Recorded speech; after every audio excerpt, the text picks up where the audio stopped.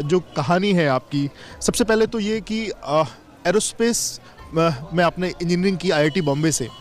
IIT जाना youth का सपना होता है और वहाँ जाने के लिए एक बड़ी मेहनत करनी होती है। तो आपने पहले मेहनत की, आईआईटी पहुँचे और फिर उसके बाद अभी जो स्वरूप हमें आपको दिख रहा है, पहले तो वो कहानी कि आप आईआईटी जाने के लिए क्या मेहनत की, कैसे क्या किया? तो इसमें तो सबसे पहले तो, जो कि मैं बहुत छोटे शहर से हूँ ना, झज्जर में, तो मुझे तो 12th तक तो पता ही नहीं था आईआईटी के बारे में कि कुछ होता है। फिर वहाँ पे कोई तो आया था स्कूल के अंदर कि हाँ ये ऐसे से है, फिर उससे थोड़ा पता चला कि अच्छा ये कोचिंग वोचिंग भी, ये सब चीज़ें भी होती है।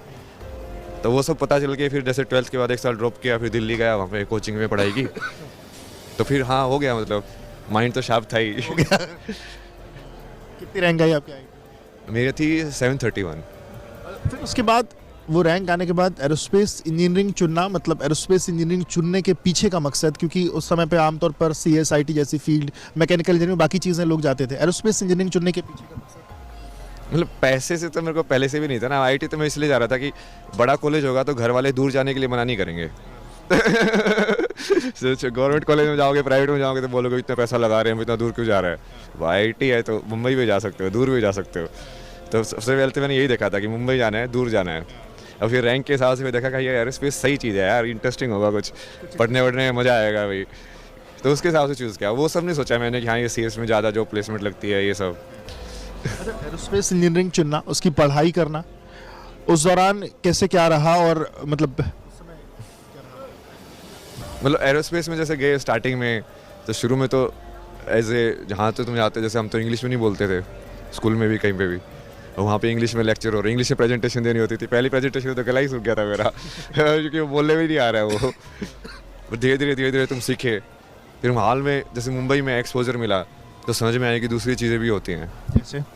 जैसे ह्यूमैनिटीज़ वाला डिपार्टमेंट था वहाँ पे, तो वहाँ पे मैंने फ़िलोसफी के, ये सब के, पोस्ट मॉडर्निज्म, एपिस्टेमोलॉजी, ये स्टडी ऑफ नॉलेज जिसको बोलते हैं। ये सब आप इंजीनियरिंग की पढ़ाई के साथ पढ़ सकते थे वहाँ, मतलब ह्यूमैनिटीज़?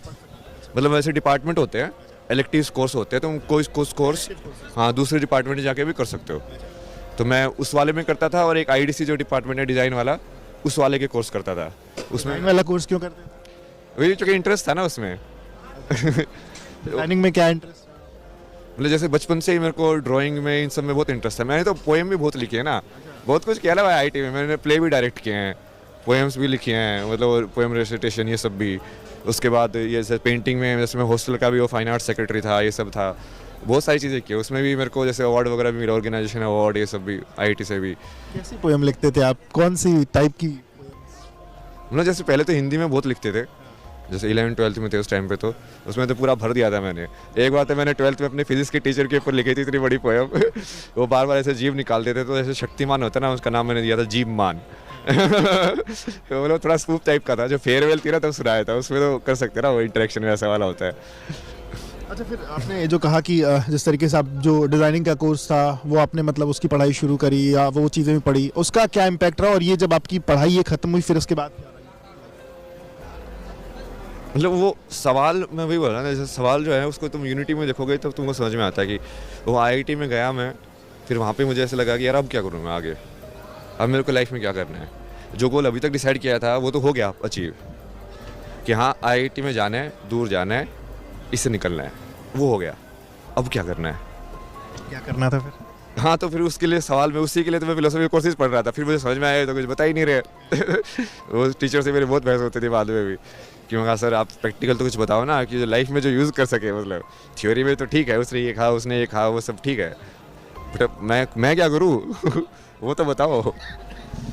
बट वो फिर इतना समझ में नहीं आया, तो फिर फाइनली वही समझ में आया कि जो तुमको पसंद है वो चीज़ करो। वो चीज़ तुम ज़्यादा लंबे समय तक कर सकते हो, ज़िंदगी भर कर सकते हो, तो अपनी ज़िंदगी उसमें डिवोट कर सकते हो तुम। तो फिर मैं डिज़ाइन वाली साइड में आया। डिज़ाइन वाले में भी वही है, स्टार्टिंग में नहीं हुआ तो फिर कोचिंग में 1 साल फिजिक्स पढ़ाया मैंने, जो कि वो आईआईटी की हुई थी, तो वो इजी, सबसे इजी जॉब वही था। उसमें ज़्यादा कुछ चाहिए नहीं, तुमको तो आता ही है ऑलरेडी वो सब तो और वो मिल भी ईजिली जाती है और सैलरी भी बढ़िया होती है। और उस टाइम पे भी जैसे तुम फ्री हो तो मैं स्केचिंग की प्रैक्टिस करता रहता था वहाँ पे बैठे बैठा चाय की दुकान में, उस सब में। तो मतलब स्केचिंग का भी बचपन से मामला वो था, आपको स्केचिंग अच्छी आती थी? हाँ ड्राइंग वगैरह तो बचपन से ही बहुत अच्छी आती थी मेरे को, लाइव बना देता था मैं। उस फील्ड में फैमिली ने नहीं कहा आगे बढ़ जाओ? नहीं नहीं नहीं नहीं, वो तो उल्टा उल्टा उल्टा घसीटा डाला। एक जो बेसिकली एक ड्राइंग का टीचर था, वो स्कूल में रहता था, हॉस्टल में, स्कूल के ही। तो मैं ऐसे शाम को जाता था साइकिल में, 2-3 किलोमीटर दूर था, सीखने के लिए ड्राइंग ऐसे। तो 2-3 दिन तो गया, उसके बाद उसने 3D ऐसे शेडिंग वेडिंग सिखाई ये सब। फिर बाद में उसने खुद ही बोल दिया, बोला कि नहीं नहीं तो कल मत आना। कुछ तो फरवरी का टाइम था, बोला एग्जाम आ रहे हैं, पढ़ाई पे ध्यान दे, तो पढ़ाई में बहुत अच्छा है, ये सब चीज़ों में मत पढ़। क्योंकि वो ड्राइंग वाला टीचर खुद ही सोचता होगा, यार देखो मेरा करियर इतना अच्छा नहीं है, जबकि ये तो बहुत कुछ कर सकता है।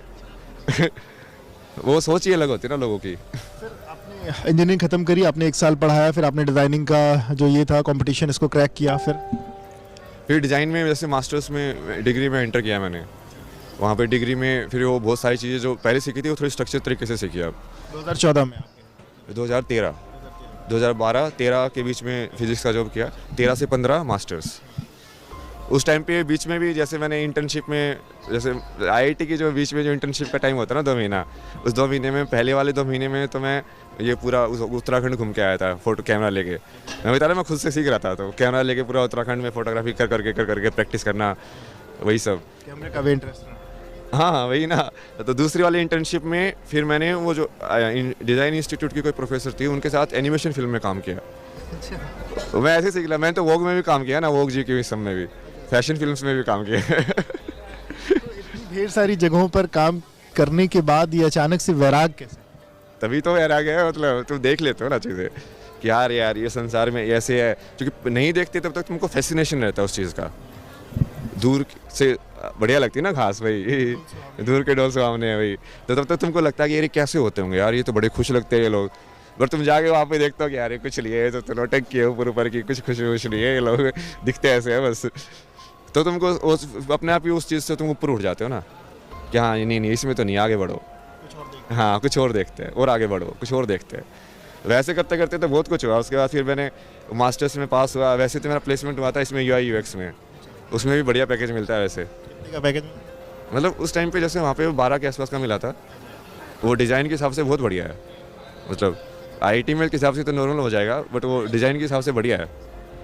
तो उसमें कूपन दुनिया करके कंपनी है ना एक, तो उसमें इसकी वेबसाइट वगैरह डिज़ाइन करना, ये सब का काम मिला था। बट फिर मेरे को प्रोफेसर ने ट्रैवल फोटोग्राफी का जो ऑफर कर दिया वहाँ पे इंस्टीट्यूट में ही।